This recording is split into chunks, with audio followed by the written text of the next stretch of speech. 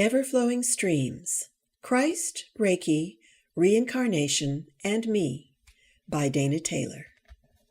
Prologue, The Adventure Begins. I sat down for lunch that summer day of 2005, feeling perfectly fine. Gazing out my dining room window, I enjoyed watching a pair of squirrels frolic along the fence between the giant oaks in my Oklahoma backyard. In the living room, the television hummed a Sunday afternoon football game. My husband would soon be snoring. I read a book and munched a few potato chips as I ate my sandwich. With no warning, pain shot up my neck and into my jaw. Ignore it. I took another bite. More pain, instant swelling below my ear. Great. Just what I need, I thought. Another attack. Though I hadn't experienced a full-blown attack in several years, I recognized the familiar symptoms. Swollen glands and shooting pain that made eating impossible. I puzzled over what had set it off. Some might say food allergy, but after 40 years' experience, I knew the physical symptoms were merely a manifestation of a spiritual mystery. As I sat cradling my sore neck, staring at my uneaten lunch, I heard a command in my head. Go see that woman. This has something to do with a past life. Go see that woman. Oh, for heaven's sakes! I flipped the book I'd been reading over and gazed at the cover. One Soul, Many Lives by Roy Stemmen. The book chronicled case studies of reincarnation. Brother, was I prone to the power of suggestion or what?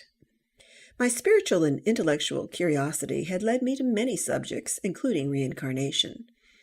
It wasn't a new concept to me. I'd read quite a few of the popular books during the 1970s. There's a certain fundamental sense of order and justice about karma. Didn't Jesus say, as you sow, so shall you reap?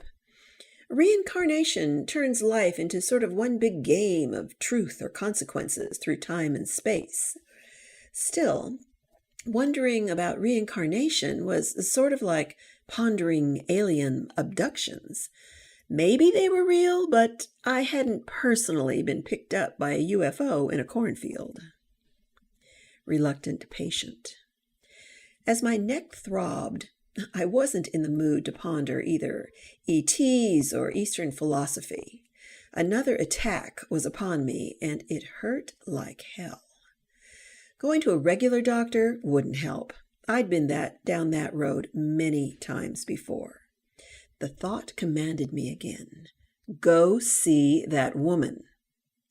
That woman was an English New Agey therapist named Helen. My friend Kathy had been seeing Helen for Reiki energy therapy.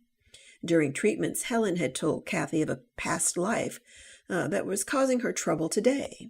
According to this Helen person, my friend's swallowing problems originated from being hung in a previous incarnation. Oh, and her feet were sore, supposedly from the lifetime in China, where her feet had been bound. Now, I really like Kathy, but I thought she was gullible. And the therapist sounded a little too wacky for me. Go see that woman was not a command I wanted to obey. I decided to handle the situation as I had done in the past, ask for some prayer and take anti-inflammatory medicine. Going to some dubious therapist was not going to happen. So that night I went to bed for a fitful sleep with my aching neck and the determination to tough it out. Somewhere around dawn, I stirred, groggy and grumpy. My face felt oddly stiff. I sensed a matted eye. Oh, great, I thought. Add pink eye to the mix. Oh, that was something new. I stumbled into the bathroom, switched on the light, and turned toward the mirror. I expected to see yellow, crusty matting. Well, imagine my shock seeing blood. Caked blood surrounded my left eye. I peered closer. On the inside, fresh blood welled up. I was tearing. Blood. Good grief. In 40 years of attacks, that had never happened before. Again, I heard the command, "Go see that woman."